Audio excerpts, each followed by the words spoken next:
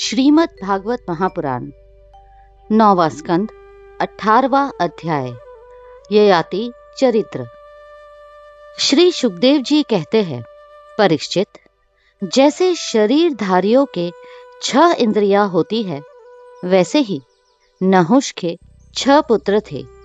उनके नाम थे यति, ययाति, संयाति, आयति, वियति और कृति। नहुष अपने बड़े पुत्र यति को राज्य देना चाहते थे, परंतु उसने स्वीकार नहीं किया, क्योंकि वह राज्य पाने का परिणाम जानता था। राज्य एक ऐसी वस्तु है कि जो उसके दाव पेच और प्रबंध आदि में भीतर प्रवेश कर जाता है, वह अपने आत्म स्वरूप को नहीं समझ सकता। जब इंद्र पत्नी शची से सहवास करने की चेष्टा करने के कारण नहुष को ब्राह्मणों ने इंद्र पद से गिरा दिया और अजगर बना दिया, तब राजा के पद पर ययाति बैठे। ययाति ने अपने 4 छोटे भाइयों को 4 दिशाओं में नियुक्त कर दिया और स्वयं शुक्राचार्य की पुत्री देवयानी और दैत्यराज वृषपर्वा की पुत्री शर्मिष्ठा को पत्नी के रूप में स्वीकार करके पृथ्वी की रक्षा करने लगे। राजा परीक्षित ने पूछा, भगवान शुक्राचार्य जी तो ब्राह्मण थे और ययाति क्षत्रिय, फिर ब्राह्मण कन्या और क्षत्रिय वर का प्रतिलोम अर्थात उल्टा विवाह कैसे हुआ? श्री सुखदेव जी ने कहा, राजन, दानवराज वृषपर्वा के एक बड़ी मानिनी कन्या थी। उसका नाम था शर्मिष्ठा। वह एक दिन अपनी गुरुपुत्री देवयानी और हजारों सखियों के साथ अपनी राजधानी के श्रेष्ठ उद्यान में टहल रही थी। उस उद्यान में सुंदर सुंदर पुष्पों से लदे हुए अनेकों वृक्ष थे।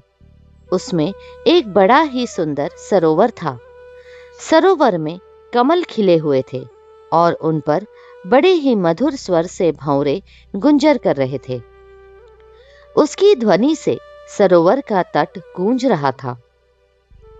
जलाशय के पास पहुंचने पर उन सुंदरी कन्याओं ने अपने अपने वस्त्र तो घाट पर रख दिए और उस तालाब में प्रवेश करके वे एक दूसरे पर जल उलीच उलीच कर क्रीड़ा करने लगी। उसी समय उधर से पार्वती जी के साथ बैल पर चढ़े हुए भगवान शंकर आ निकले। उनको देखकर सब की सब कन्याएं सकुचा गई और उन्होंने झटपट सरोवर से निकलकर अपने अपने वस्त्र पहन लिए।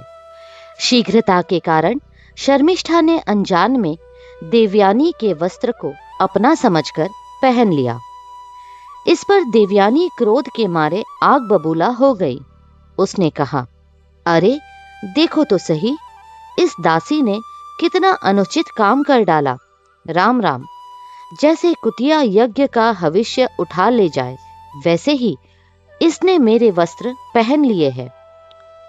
जिन ब्राह्मणों ने अपने तपोबल से इस संसार की सृष्टि की है, जो परम पुरुष परमात्मा के मुख रूप है, जो अपने हृदय में निरंतर ज्योतिर्मय परमात्मा को धारण किए रहते हैं और जिन्होंने संपूर्ण प्राणियों के कल्याण के लिए वैदिक मार्ग का निर्देश किया है, बड़े बड़े लोकपाल तथा देवराज इंद्र ब्रह्मा आदि भी जिनके चरणों की वंदना और सेवा करते हैं, और तो क्या, लक्ष्मी जी के एकमात्र आश्रय परम पावन विश्वात्मा भगवान भी जिनकी वंदना और स्तुति करते हैं, उन्हीं ब्राह्मणों में हम सबसे श्रेष्ठ भृगुवंशी है। और इसका पिता प्रथम तो असुर है, फिर हमारा शिष्य है। इस पर भी इस दुष्टा ने जैसे शूद्र वेद पढ़ ले, उसी तरह हमारे कपड़ों को पहन लिया है। जब देवयानी इस प्रकार गाली देने लगी, तब शर्मिष्ठा क्रोध से तिलमिला उठी। वह चोट खाई हुई नागिन के समान लंबी सांस लेने लगी। उसने अपने दांतों से होठ दबाकर कहा, भिखारिन, तू इतना बहक रही है, तुझे कुछ अपनी बात का भी पता है? जैसे कौवे और कुत्ते हमारे दरवाजे पर रोटी के टुकड़ों के लिए प्रतीक्षा करते हैं, वैसे ही क्या तुम भी हमारे घरों की ओर नहीं ताकती रहती? शर्मिष्ठा ने इस प्रकार बड़ी कड़ी कड़ी बात कहकर गुरुपुत्री देवयानी का तिरस्कार किया और क्रोधवश उसके वस्त्र छीनकर उसे कुएं में ढकेल दिया। शर्मिष्ठा के चले जाने के बाद संयोगवश शिकार खेलते हुए राजा ययाति उधर आ निकले। उन्हें जल की आवश्यकता थी, इसलिए कुएं में पड़ी हुई देवयानी को उन्होंने देख लिया। उस समय वह वस्त्रहीन थी, इसलिए उन्होंने अपना दुपट्टा उसे दे दिया और दया करके अपने हाथ से उसका हाथ पकड़कर उसे बाहर निकाल लिया। देवयानी ने प्रेम भरी वाणी से वीर ययाति से कहा, वीर शिरोमणि राजन, आज आपने मेरा हाथ पकड़ा है। अब जब आपने मेरा हाथ पकड़ लिया, तब कोई दूसरा इसे न पकड़े। वीर श्रेष्ठ, कुएं में गिर जाने पर मुझे जो आपका अचानक दर्शन हुआ है, यह भगवान का ही किया हुआ संबंध समझना चाहिए। इसमें हम लोगों की या और किसी मनुष्य की कोई चेष्टा नहीं है। वीर श्रेष्ठ, पहले मैंने बृहस्पति के पुत्र कच्छ को शाप दे दिया था, इस पर उसने भी मुझे शाप दे दिया। इसी कारण ब्राह्मण मेरा पाणी ग्रहण नहीं कर सकता। बृहस्पति जी का पुत्र कच्छ शुक्राचार्य जी से मृत संजीवनी विद्या पढ़ता था। अध्ययन समाप्त करके जब वह अपने घर जाने लगा तो देवयानी ने उसे वरण करना चाहा, परंतु गुरुपुत्री होने के कारण कच्छ ने उसका प्रस्ताव स्वीकार नहीं किया। इस पर देवयानी ने उसे शाप दे दिया कि तुम्हारी पढ़ी हुई विद्या निष्फल हो जाए।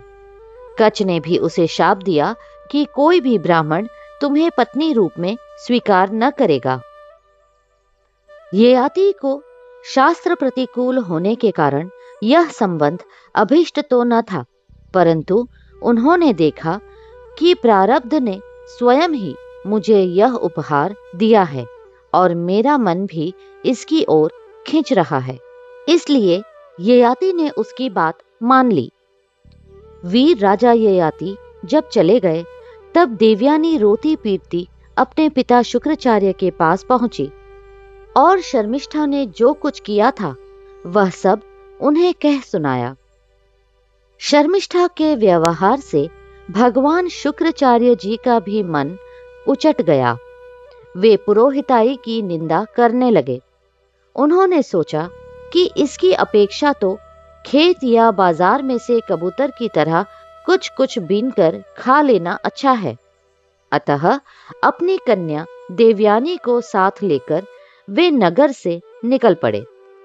जब वृषपर्वा को यह मालूम हुआ तो उनके मन में यह शंका हुई कि गुरुजी कहीं शत्रुओं की जीत न करा दे अथवा मुझे शाप न दे दे। अतएव वे उनको प्रसन्न करने के लिए पीछे पीछे गए और रास्ते में उनके चरणों पर सिर के बल गिर गए।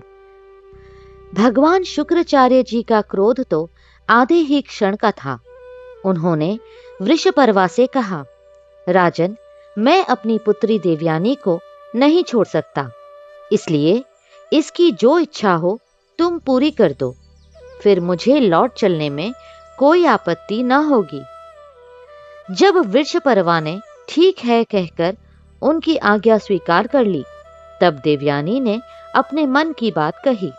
उसने कहा, पिताजी, मुझे जिस किसी को दे दे और मैं जहां कहीं जाऊं, शर्मिष्ठा अपनी सहेलियों के साथ मेरी सेवा के लिए वहीं चले। शर्मिष्ठा ने अपने परिवार वालों का संकट और उनके कार्य का गौरव देखकर देवयानी की बात स्वीकार कर ली। वह अपनी 1000 सहेलियों के साथ दासी के समान उसकी सेवा करने लगी। शुक्राचार्य जी ने देवयानी का विवाह राजा ययाति के साथ कर दिया और शर्मिष्ठा को दासी के रूप में देकर उनसे कह दिया, राजन, इसको अपनी सेज पर कभी ना आने देना। परीक्षित, कुछ ही दिनों बाद देवयानी पुत्रवती हो गई। उसको पुत्रवती देखकर एक दिन शर्मिष्ठा ने भी अपने ऋतुकाल में देवयानी के पति ययाति से एकांत में सहवास की याचना की। शर्मिष्ठा की पुत्र के लिए प्रार्थना धर्म संगत है। यह देखकर धर्मज्ञ राजा ययाति ने शुक्राचार्य की बात याद रहने पर भी यही निश्चय किया कि समय पर प्रारब्ध के अनुसार जो होना होगा हो जाएगा।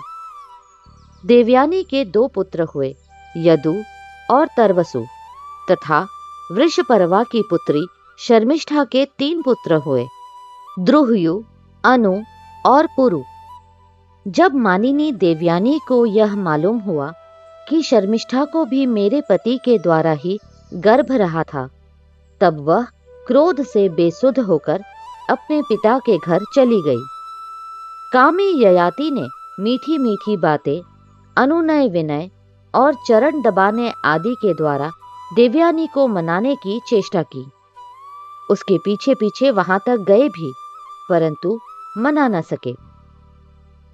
शुक्राचार्य जी ने भी क्रोध में भरकर ययाति से कहा, तू अत्यंत स्त्री लंपट, मंद बुद्धि और झूठा है। जा, तेरे शरीर में वह बुढ़ापा आ जाए जो मनुष्यों को कुरूप कर देता है। ययाति ने कहा, ब्राह्मण, आपकी पुत्री के साथ विषय भोग करते करते अभी मेरी तृप्ति नहीं हुई है। इस शाप से तो आपकी पुत्री का भी अनिष्ट ही है। इस पर शुक्राचार्य जी ने कहा, अच्छा जाओ, जो प्रसन्नता से तुम्हें अपनी जवानी दे दे उससे अपना बुढ़ापा बदल लो। शुक्राचार्य जी ने जब ऐसी व्यवस्था दे दी, तब अपनी राजधानी में आकर ययाति ने अपने बड़े पुत्र यदु से कहा, बेटा, तुम अपनी जवानी मुझे दे दो और अपने नाना का दिया हुआ यह बुढ़ापा तुम स्वीकार कर लो, क्योंकि मेरे प्यारे पुत्र, मैं अभी विषयों से तृप्त नहीं हुआ हूं। इसलिए तुम्हारी आयु लेकर मैं कुछ वर्षों तक और आनंद भोगूंगा। यदु ने कहा, पिताजी, बिना समय के ही प्राप्त हुआ आपका बुढ़ापा लेकर तो मैं जीना भी नहीं चाहता, क्योंकि कोई भी मनुष्य जब तक विषय सुख का अनुभव नहीं कर लेता, तब तक उसे उससे वैराग्य नहीं होता।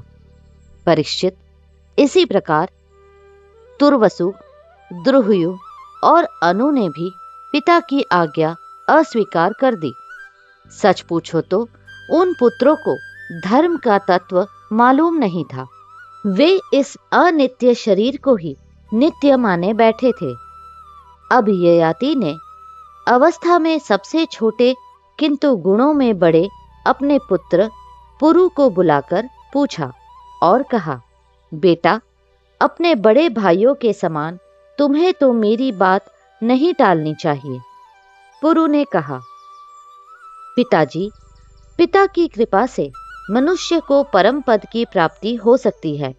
वास्तव में पुत्र का शरीर पिता का ही दिया हुआ है। ऐसी अवस्था में ऐसा कौन है जो इस संसार में पिता के उपकारों का बदला चुका सके।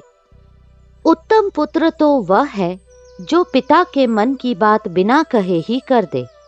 कहने पर श्रद्धा के साथ आज्ञा पालन करने वाले पुत्रों को मध्यम कहते हैं।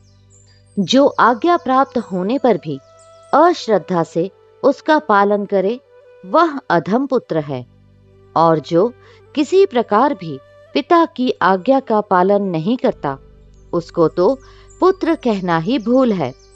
वह तो पिता का मलमूत्र ही है।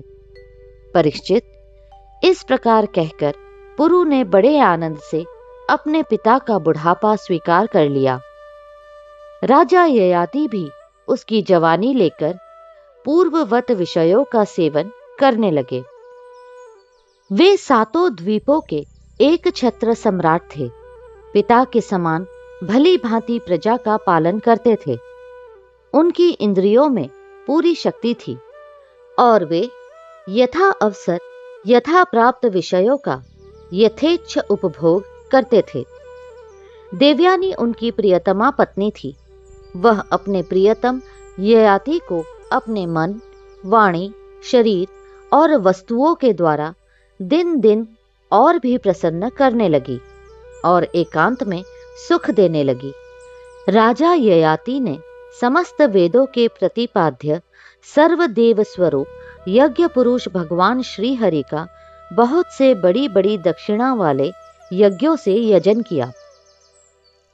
जैसे आकाश में दल के दल बादल दिखते हैं और कभी नहीं भी दिखते, वैसे ही परमात्मा के स्वरूप में यह जगत स्वप्न, माया और मनोराज्य के समान कल्पित है।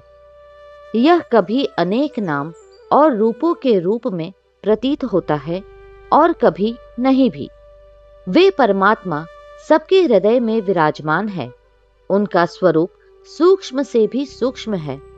उन्हीं सर्वशक्तिमान सर्वव्यापी भगवान श्री नारायण को अपने हृदय में स्थापित करके राजा ययाति ने निष्काम भाव से उनका यजन किया। इस प्रकार 1000 वर्ष तक उन्होंने अपनी अछृंखल इंद्रियों के साथ मन को जोड़कर उसके प्रिय विषयों को भोगा, परंतु इतने पर भी चक्रवर्ती सम्राट ययाति की भोगों से तृप्ति न हो सकी। अगला अध्याय शीघ्र ही साझा होगा। कृपया करके लाइक, शेयर और सब्सक्राइब करें। हरे कृष्णा कृष्णा कृष्णा